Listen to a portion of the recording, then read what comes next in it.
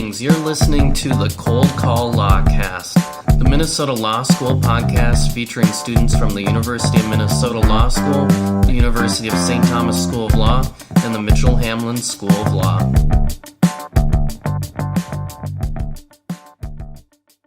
Welcome everyone to the Cold Call Lawcast. I'm Mitch, a law student from the University of St. Thomas School of Law, and with me are my co-hosts Hannah, Abby, and Marshall, all from the University of Minnesota Law School. Marshall is again filling in for Anthony as he's still out there getting married and having his honeymoon. On today's podcast, this is the part 2 of our interview with John Gordon, the Executive Director of the Minnesota ACLU. On this one, we talk more about immigration and the Supreme Court and the Me Too movement. I kind of wanted to talk a little bit about Colin Kaepernick. For those who don't know who he is a former quarterback with the 49ers who began protesting during the national anthem, protesting what he saw as obvious injustice within our society towards African Americans. And one of the things that happened was actually the Trump administration, but it's more Trump, I guess, specifically. I think it was himself. Yes, kind of got into the middle of this. It seems to be kind of playing politics with patriotism. But to me, it seems like it kind of reeks of maybe not specifically violating the First Amendment, but almost intentionally trying to get up to that point of violating someone's First Amendment right without actually doing it. I don't know if do you have concerns about the Trump and the administration, doing things like this where it is near breaking someone's First Amendment rights, or am I completely off basis with my thought process? How many adjectives am I entitled to on this show? As many as you would 13. like. Reprehensible, disgusting, terrifying. Okay, I'll save the other 10. Okay. It is almost unimaginable that we are in a situation in which the President of the United States attacks an individual citizen for doing something that is so clearly within their rights, that is so clearly addressing a huge problem in society that the president himself apparently denies exists, that there's any need to do it, that there's any governmental purpose in doing it. And so what I conclude from that is that this is just one of the weapons that are being used to demonize people, to otherize people, to divide people. That there is no legitimate purpose for this, and it is completely unjustified. Is it a First Amendment violation? Not until the government takes some action. And of course, the sports teams, being private enterprise, aren't really capable of infringing on people's First Amendment rights. Right. It's only the government that's able to do that. So it's a sidelong glance or a sidelong attack on the First Amendment. That somebody would be doing that is reprehensible and I think terrifying. And so at what point, if he actually would, say, do something with his administration to go after the owners of the team, of a team that's protesting, like how far could he go to where he would not be violating the First Amendment right, or what would be that kind of gray line? There are a couple of negatives in there, but let me say it this way. I mean, the government is not entitled to discriminate against speech based on its content, with very limited exceptions that don't have any relevance here. Right. But it's clearly content based. He's after people because of their protests and not what they're protesting against. So that it's just irrefutable that it's content based, and the government can't do it. Right. So it's in that sense pretty simple. And so, how different is this administration others that you've seen in terms of shirking the rule of law? So I was a college student during all of the George Bush years, so I remember them very well, and of course all of the Obama years. But I know there's some people in this room who were in college only during the Obama administration and aren't as familiar with prior administrations. Do you see this one as very different from others in terms of just shirking rule of law? Every administration makes mistakes. Every person makes mistakes. So every person in every administration makes mistakes from time to time. The ACLU has sued every president that has been in office since its existence. And in fact, my predecessor at the ACLU of Minnesota used to brag that he had sued the Obama administration more frequently than he'd sued the George W. Bush administration. So there's always that tension between groups that are trying to protect civil liberties and protect people's rights and the government. I mean, in terms of litigation, suing the government is kind of what we do. Right. But this does feel very different to me. This is not something inadvertent. These are not things that are going on in order to achieve some allegedly higher purpose. What this administration is doing in the area of immigration in particular is intentionally putting people in fear. And the Justice Department has admitted this in terms of family separation, that they are intentionally putting people in fear. And you can hear from the president's statements that he is intentionally dividing people. He is encouraging people to hate each other. He is encouraging people to be violent towards each other.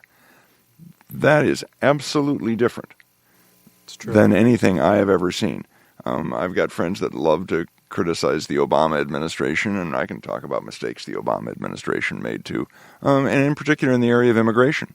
But there has not been this intentional sowing of hatred and encouraging people to focus on the differences among people as opposed to the commonality among people.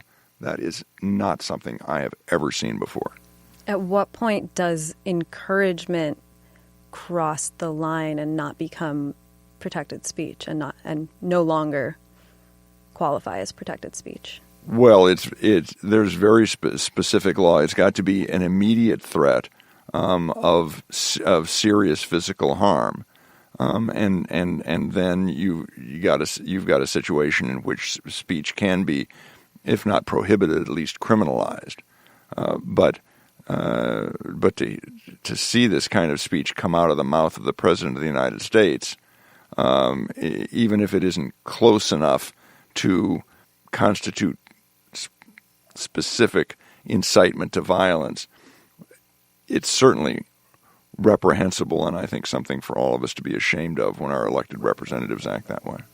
The polarization is just very powerful, I think, and you were talking about fear and how that's a main theme in a lot of what he says and does, and I think that goes towards creating that polarization, because if you can divide people, then you can conquer them, and I think fear plays a lot into his rhetoric as well, and that rhetoric is, as we've seen, very powerful. And I'm constantly reminded in a lot of the things that he says and does of Animal Farm, right. Great Brook, Squealer, the pig in Animal Farm, and how he used to basically make a lot of these same speeches and use a lot of these propaganda techniques in order to convey his message to the other animals. I think that's very reminiscent of what we see now in terms of, obviously, immigration and even the issues with Colin Kaepernick, that this idea that if you're going against kind of what he thinks or his agenda or the administration's agenda, that you're polarizing yourself and going into being unpatriotic as well. That sort of talk about having a duty to your country. Well, where's the line between nationalism and going more towards like xenophobia? It's like you said, it's a very, very troubling thing. Problematic. I mean, I look around this room and, I look real different from all of you guys, to my detriment, I might add. But I can focus on that, or you can focus on that, or you can focus on the things that bring us together and the things that we have in common, which vastly outweigh the things that divide us. And we know that in human beings there's a certain amount of tribalism, a certain amount of favoritism, call it implicit bias or whatever. We tend to connect more easily with people who are like us in different ways, including people who look like us. Why you would want to have a government policy that encourages acting on those divisions instead of trying to focus on our commonality is, I won't say it's a mystery to me, because it's not much of a mystery. I mean, this is standard propaganda techniques. It can be very incendiary to compare this administration to various forms of totalitarianism and the various labels that come along with that. But if you read a little history and you read how autocrats come into power, it is hard to avoid seeing echoes of that, if not outright copying, in what we're seeing in this country today. A lot of similarities. Funny thing is, he's just less charismatic. I mean, hey, you look He's at not really your kind of guy. Yeah, you look at Chavez. I mean, like, at least he could give a speech. Yeah.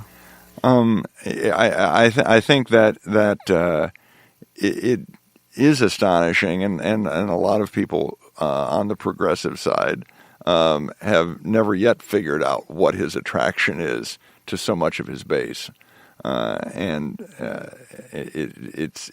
hard to know what that is. I'm not a political scientist, so I'm not going to speculate on that. All I know is that when you've got the kind of policies that we're seeing and the kind of heavy-handed law enforcement that we're seeing in this country, it fits into a pattern. You touched on speculation. I kind of want to get you to speculate on a couple of the issues that are coming up here recently. So Trump has kind of consistently disparaged his attorney general. I don't think I've ever seen anything like it before.